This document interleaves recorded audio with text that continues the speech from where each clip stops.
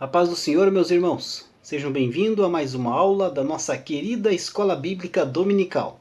E hoje aí, dando aí prosseguimento aos estudos do quarto trimestre de 2020. Ou melhor, finalizando o quarto trimestre de 2020 aqui na classe dos jovens.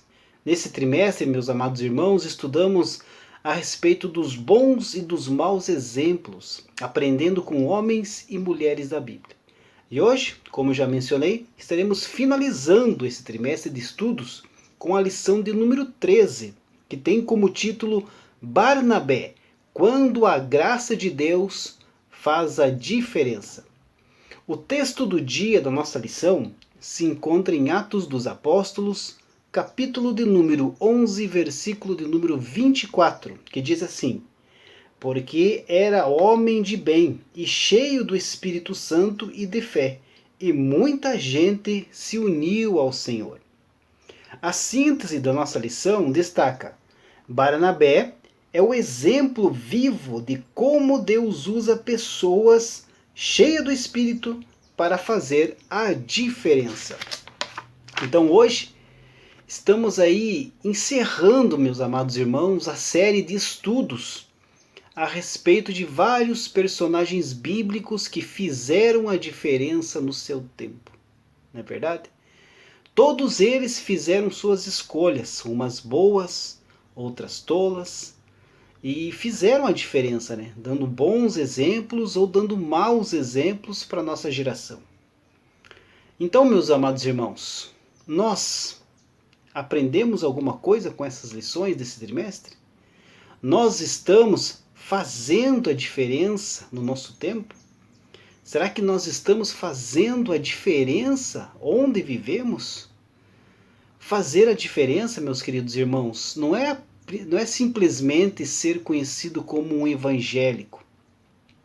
Fazer a diferença, queridos, é ter uma postura de um cristão que anda com Deus e que reflete esse andar nos seus relacionamentos, no seu modo de viver, no seu testemunho de vida.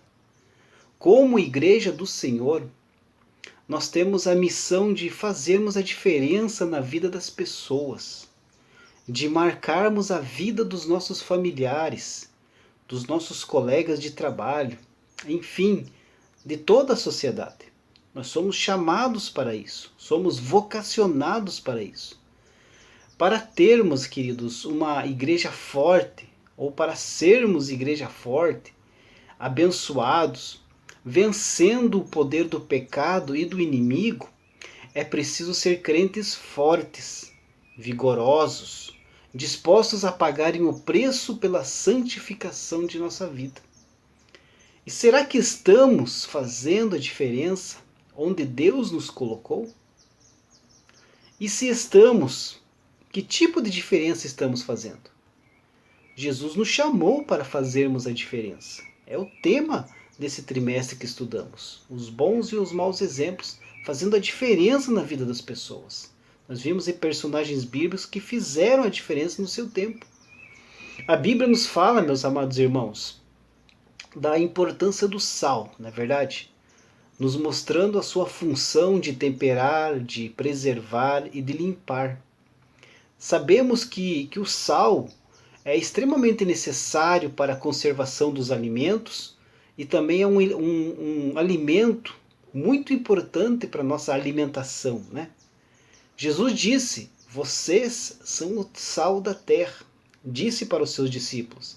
Quer dizer que nós somos o sal na vida das pessoas neste mundo. Jesus afirmou também que o sal que não salga, que não tempera, não serve para nada, exceto para ser jogado fora e pisado pelos homens. Os cristãos que não salgam caem no esquecimento da história e não são lembrados pelos homens e muito menos por Deus. O cristão, queridos, deve salgar e não perder o seu poder de temperar. Nós temos que fazer a diferença. Muitos cristãos, queridos, estão vivendo um cristianismo insípido, de fachada, que não faz a diferença nenhuma, que não causa impacto em sua geração, na vida das pessoas. Causar um impacto, fazer a diferença, salgar, não é simplesmente fazermos grandes eventos, juntarmos grandes multidões, mas é nos misturarmos no meio daqueles que estão se perdendo no pecado e que necessitam de vida e mostrar a eles a graça de Jesus, a mensagem das boas novas, o evangelho da cruz, o evangelho da renúncia. Cristianismo, queridos, é sinônimo de uma vida que faz a diferença, seja no escritório, no exercício da sua profissão, nos nossos relacionamentos como família, amigos, ou até mesmo alguma pessoa desconhecida que você encontra na rua. Fomos resgatados das trevas, amados, da morte, do pecado, para sermos sal da terra, luz do mundo, sendo tudo glória de Deus. Em que estado você se encontra neste momento, amado? Há o desejo das coisas de cima em seu coração? A palavra de Cristo está abundando em sua vida? Tem perseverado em orações, velando com ações de graças? Ou está vivendo o sobe e desce da vida religiosa, sem a verdadeira santificação? Busca a santificação, querido. Faça a diferença neste mundo tenebroso, pois com toda certeza essa é a vontade do Senhor para a nossa vida. A introdução da nossa lição de hoje diz assim: ao longo deste trimestre, estudamos a respeito de pessoas que fizeram a diferença, de forma positiva ou não. Neste domingo vamos encerrar com Barnabé. A Bíblia o apresenta como um homem de Deus, cheio de fé, compassivo e que dava oportunidades para outras pessoas servirem a Deus com seus talentos. Seu ministério envolvia a receptividade, a fé e a certeza de que pessoas precisavam ser orientadas a receber oportunidades para manifestarem a graça de Deus em suas vidas. Que maravilha!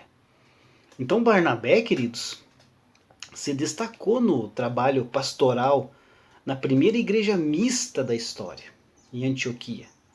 Homem de muita fé, ele foi apelidado de Filho da Consolação e exerceu seu ministério fortalecendo igrejas e dando oportunidade para que outras pessoas, como por exemplo o apóstolo Paulo, pudessem servir a Deus.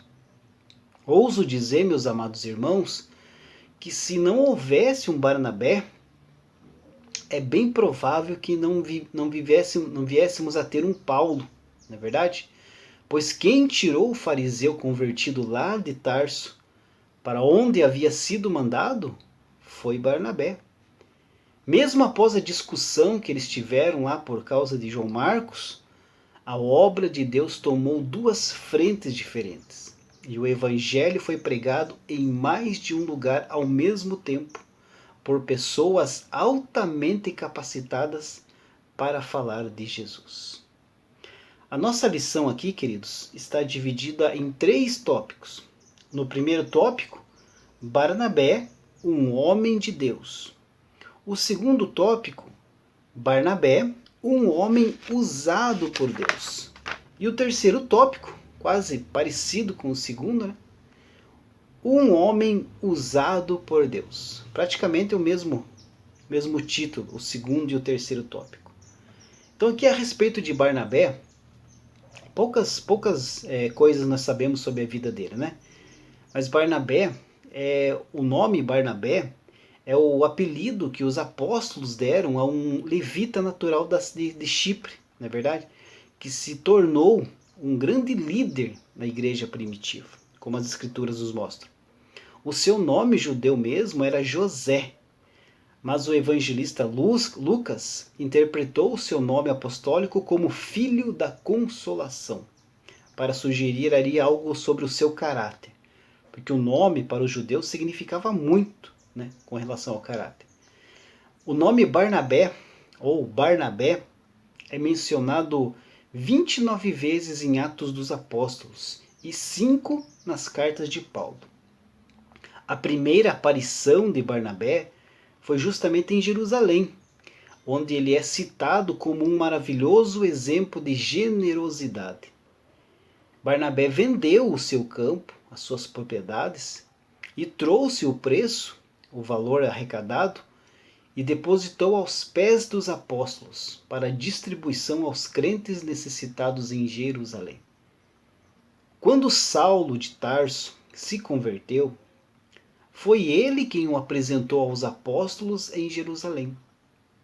Os dons de Barnabé foram reconhecidos pela igreja de Jerusalém, que o enviou para investigar as atividades cristãs em Antioquia. Ele ficou empolgado com o desenvolvimento espiritual e acabou encorajando os crentes a permanecer fiéis a Cristo. Ele também recrutou Paulo e os dois acabaram ali trabalhando juntos em Antioquia e ensinaram muitas pessoas. No meio de uma crise de fome, durante o governo do imperador Cláudio, a igreja de Antioquia enviou ajuda para os irmãos na Judéia, cuja tarefa foi confiada a Barnabé e também a Paulo, juntamente com ele, os quais foram comissionados e enviados na primeira viagem missionária. Conscientes ali da direção do Espírito Santo, eles então pregaram por toda a ilha de Chipre, onde o procônsul Sérgio Paulo creu no Evangelho e se converteu. Eles navegaram também adiante e chegaram a Perge, na Panfilha, que hoje é a atual Turquia.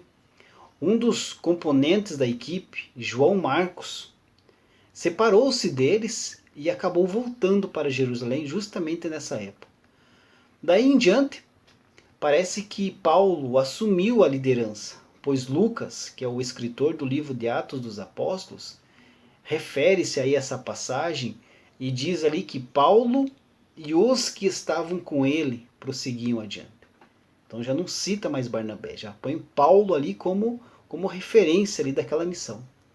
A dupla missionária seguiu adiante e pregou em Antioquia da Pisídia, em Listra, em Icônio e também em Derbe, diante ali da oposição e do interesse da multidão.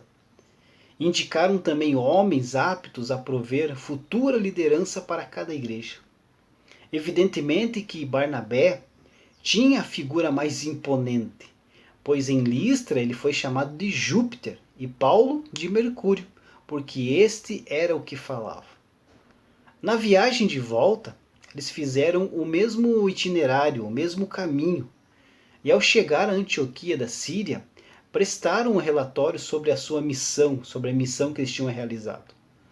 Então Paulo e Barnabé apresentaram a proposta sobre a plena admissão dos gentios na igreja e receberam o apoio do Concílio de Jerusalém. A decisão do conclave foi bem aceita em Antioquia, onde ambos ficaram por algum tempo, pregando e ensinando as boas novas de Jesus. Mas infelizmente, os dois companheiros, Barnabé e Paulo, tiveram ali um sério desentendimento a respeito de João Marcos. Paulo recusou-se a levá-lo na segunda viagem missionária, pois João Marcos tinha desistido da primeira e retornado para Jerusalém. Enquanto que Barnabé deu-lhe uma segunda chance ao conduzi-lo consigo, junto com ele, a Chipre. Então, a partir deste momento, o Filho da Consolação não é mais mencionado no relato de Atos dos Apóstolos. Existem também mais 3 referências a Barnabé em Gálatas, onde ali ele aparece com Paulo e Tito numa consulta com os líderes da igreja em Jerusalém.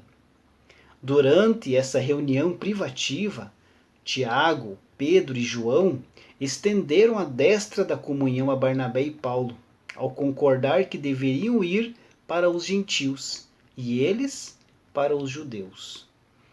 Lamentavelmente, Pedro cedeu às pressões dos defensores da circuncisão. E até Barnabé se deixou levar pela dissimulação, que Paulo confrontou e repreendeu ferozmente. Lá em 1 aos Coríntios, Paulo também discute os direitos de um apóstolo e levanta uma série de questões retóricas destinadas a estabelecer o princípio de que os que anunciam o Evangelho, que viviam do Evangelho. Está lá em 1 aos Coríntios 9,14. Assim ele perguntou incisivamente: não temos nós o direito de levar conosco uma esposa crente, como também os demais apóstolos e os irmãos do Senhor e Cefas? Ou só eu e Barnabé não temos o direito de deixar de trabalhar? A referência então final a Barnabé é tocante, porque se relaciona a João Marcos, o seu sobrinho, o qual mandou saudações com Aristarco, prisioneiro junto com Paulo. O problema que tiveram anteriormente entre Barnabé e Paulo foi resolvido, graças a Deus. E o apóstolo Paulo escreveu aos Colossenses: se ele, no caso João Marcos, for ter convosco, recebei-o. Está lá em Colossenses 4:10. O ministério paciente de Barnabé com João Marcos foi muito bem sucedido. E o que se poderia dizer então sobre o caráter de Barnabé? Vimos aí um pouco sobre o relato das passagens bíblicas sobre Barnabé e tudo o que ele fez ali juntamente com Paulo, né? Tudo que foi designado para ele fazer. Mas o que poderia dizer então sobre o caráter de Barnabé? Barnabé era uma pessoa boa, generosa e calorosa, que ofertou abundantemente o seu tempo e os seus talentos para a causa de Cristo, tanto em casa como nos lugares mais distantes. Ele era um homem de oração, que buscava a direção do Espírito Santo para tomar as suas decisões. Ele também encorajava os seus companheiros de trabalho no ministério cristão e também era um amigo sempre disposto a dar uma segunda chance a quem precisasse. Via potencial nas pessoas e desejava recrutá-las, mesmo que só com o tempo, conforme aconteceu com Paulo, pudessem superar as dificuldades. Mas como qualquer outro ser humano, Barnabé podia ceder às pressões, mas geralmente ele era um homem de bem e cheio do Espírito Santo e de muita fé. Que maravilha, que exemplo de vida era Barnabé. Que nós possamos ser também como ele, perseverante, paciente, de muita fé, confiando no direcionamento do Espírito Santo, fazendo a diferença em nosso tempo, encorajando, exortando, consolando. É isto que Cristo quer de nós, é isto que Cristo quer dos seus discípulos. A conclusão da nossa lição diz assim: Barnabé nos traz o exemplo de um homem dedicado a Deus, à sua obra e ao próximo. Sem sua atuação, Paulo não seria trazido à comunhão dos santos, e não teríamos o Evangelho de Marcos como referência para os demais escritos nesse gênero literário. Homem de Deus, deixou sua história marcada como um desbravador do Evangelho, homem de fé e que vivenciou a graça de Deus numa igreja diferente dos padrões da época. Deus abençoe a sua vida e até o próximo trimestre, se Deus assim permitir.